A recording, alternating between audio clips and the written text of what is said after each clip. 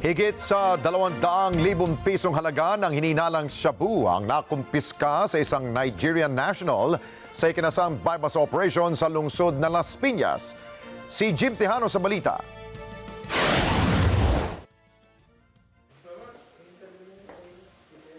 Walang imik ang Nigerian national na ito matapos maaresto sa ikinasang bypass operation ng Las Piñas Drug Enforcement Unit sa barangay Talondos, Las Piñas City pasado alas 9 kagabi. Ang sospek, itago na lang sa pangalang Christian, 43 anyos at nakilala bilang isang pastor ng isang pangkatin. Ang umano'y iligal na aktibidad ng sospek, nabisto sa tulong ng isang informante.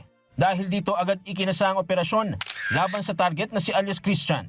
Ngayon, nag-conduct sila ng bypass operation galing sa informant na yung suspect natin is mayroong illegal activities. Kaya naganap yung bypass operation. Nakakuha tayo ng more or less 30 grams ng methamphetamine hydrochloride na shabu or 204,000 value.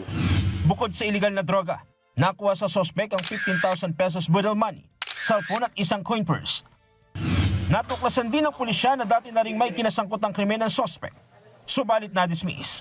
Tumangging magbigay ng pahayag ang suspect. May previous case na siya dati as unlawful importation. Na-discharge siya. Sa ngayon, nakakulong na sa Las Piñas Police ang suspect at nahaharap sa kasong paglabag sa Section 5 and 11 ng Republic Act 9165 o Comprehensive Dangerous Strikes Act of 2002.